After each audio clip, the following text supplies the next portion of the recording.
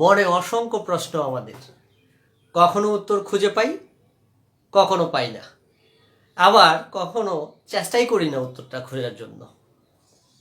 এই যেমন ধরুন না, অনেককেই বলতে শুনেছি, আমরা কেন আহ, 1 টাকার বিনিময়ে $1 পাই না, 1 ইউরো পাই না, কেন 1 রুপি পাই না।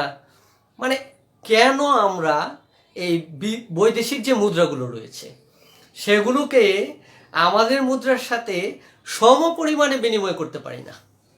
হ্যাঁ, প্রশ্ন, সবারই প্রশ্ন। বুঝতেই পারছেন, আজকে আমি এই মুদ্রার বিনিময় হার নিয়ে আলোচনা করব। এই মুদ্রার বিনিময় হারের মধ্যে অত্যন্ত গুরুত্বপূর্ণ দুটি কারণ নিয়ে আজকে আমি আলোচনা করব। এর মধ্যে 1 নম্বর যে কারণটি রয়েছে, এই যে বিনিময় হারটা কিভাবে হয়, সেটার 1 নম্বর যে কারণটি রয়েছে সেটি হচ্ছে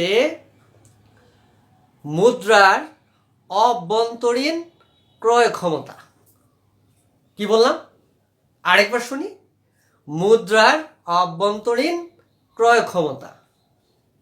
এখন স্বাভাবিকভাবে প্রশ্নটা উঠেই যায়, আপনি এটা জিজ্ঞাসা করতেই পারেন, মুদ্রার ক্রয় ক্ষমতাই যদি আমি না বুঝি তাহলে অভ্যন্তরীণ ক্রয় ক্ষমতা আমি কি বুঝবো? হ্যাঁ, আগে বুঝি মুদ্রার ক্রয় ক্ষমতা কি। একটা নির্দিষ্ট পরিমাণ মুদ্রা দ্বারা যে পরিমাণ দ্রব্য বা সেবা ক্রয় করা যায় তাকেই ওই মুদ্রার ক্রয় ক্ষমতা বলে। যেমন ধরেন না, আমার বয়স খুব বেশি নয়, আমি ছোটবেলা দেখেছি যে গ্রামে গরু জবাই হওয়ার পর এই ছোট ছোট ভাগা দিয়ে, ভাগা বলে যেটা ভাগ, ওই ভাগ দিয়ে বিক্রি হতো। 1 ভাগে 1 কেজির মতো মাংস পড়তো এবং সেটা 50 টাকা দাম ছিল। তার মানে 50 টাকার ক্রয় ক্ষমতা ছিল 1 কেজি মাংস। আর এখন এখন ওই 50 টাকায় আমি 1 কেজি মাংস কিনতে পারবো না। এখন লাগবে কত?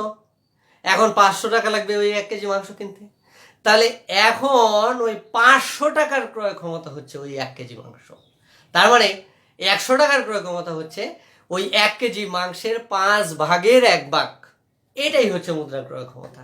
এখন আমাকে বুঝতে হবে যে অভ্যন্তরীণ ক্রয় ক্ষমতাটা কি।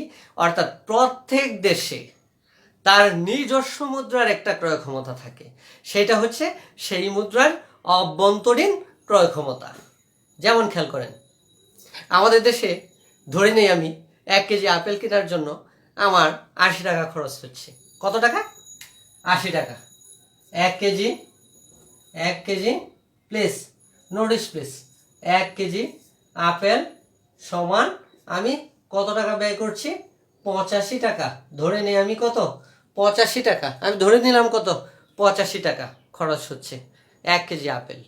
এখন এই যুক্তরাষ্ট্রে সেম 1 কেজি আপেল, এই সেম 1 কেজি আপেল তারা $1, $1, কয় ডলার? $1 তারা কি করতেছে? ক্রয় করছে।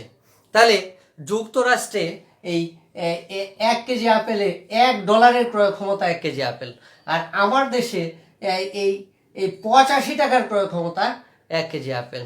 তাহলে স্বাভাবিকভাবে যুক্তরাষ্ট্রকে আমি 1 কেজি আপেল দিলে সেও আমাকে 1 কেজি আপেল দিবে। তাহলে যুক্তরাষ্ট্রকে যদি আমি 85 টাকা দিই তাহলে সে আমাকে $1 দিবে। এটাই তো স্বাভাবিক। তাহলে একটা দেশের মুদ্রার অভ্যন্তরীণ ক্রয় ক্ষমতা যত বেশি হবে তার বিনিময় হারও তত বেশি হবে। এই জন্য যুক্তরাষ্ট্রের সাথে আমাদের মুদ্রার বিনিময় হার এই 85, 83, 82, 80 এরকম হয়ে থাকে। কারণ এই অভ্যন্তরীণ ক্রয় ক্ষমতা এটার জন্য দায়ী। আরেকটা জিনিস এখানে বোঝা যেতে পারে খুব সহজে, সেটা হচ্ছে যে এই যে ইন্ডিয়ার কথা ধরেন, হ্যাঁ, ইন্ডিয়ার সাথে কিন্তু আমাদের মুদ্রার খুব বেশি ডিস্টেন্স নেই। কারণ কি? এই যে এটাও অভ্যন্তরীণ ক্রয় ক্ষমতা। আমরা জানি পার্শ্ববর্তী দেশগুলোতে এই দ্রব্যের অভ্যন্তরীণ ক্রয় ক্ষমতার মধ্যে খুব বেশি পার্থক্য থাকে না।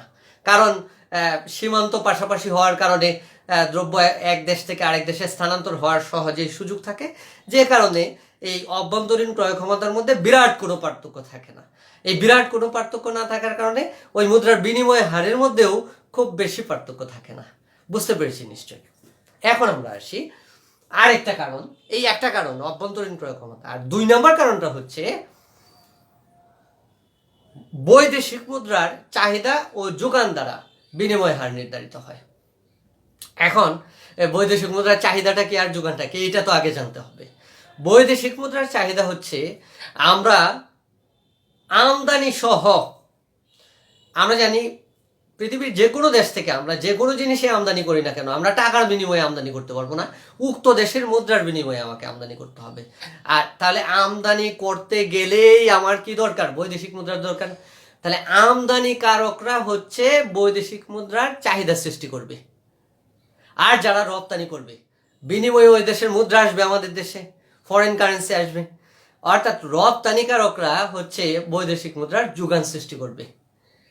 এটা ভালো করে বুঝে নিই ব্যাপারটা, যে আমদানিকারকরা হচ্ছে বৈদেশিক মুদ্রার চাহিদা সৃষ্টিকারী, কারণ আমদানি করতে গেলেই বৈদেশিক মুদ্রা লাগবে। আর রপ্তানিকারকরা হচ্ছে বৈদেশিক মুদ্রার যোগান সৃষ্টিকারী।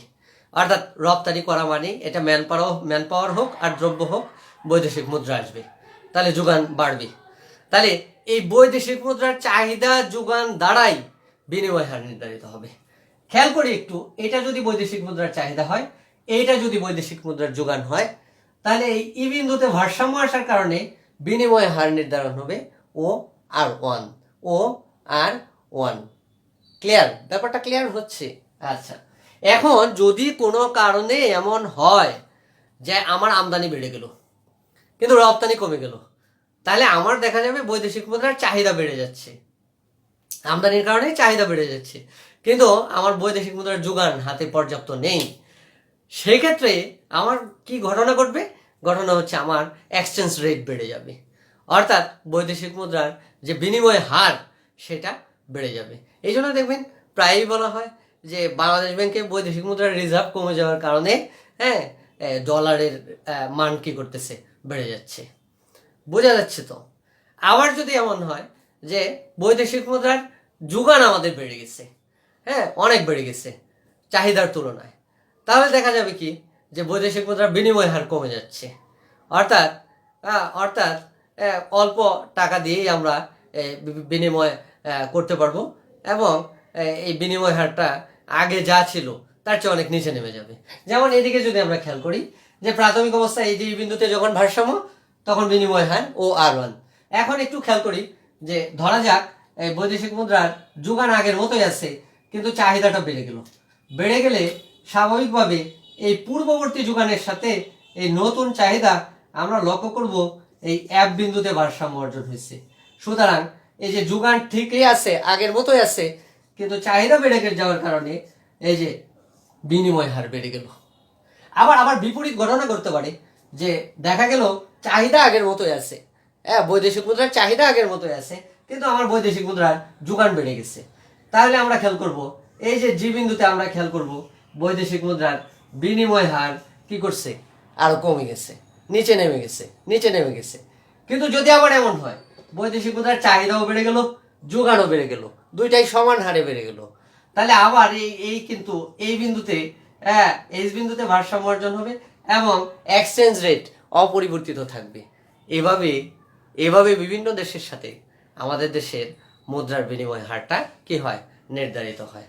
আমি মনে হয়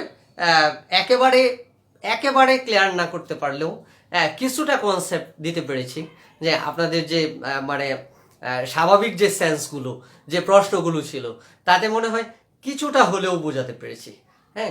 ওকে, আসসালামু আলাইকুম।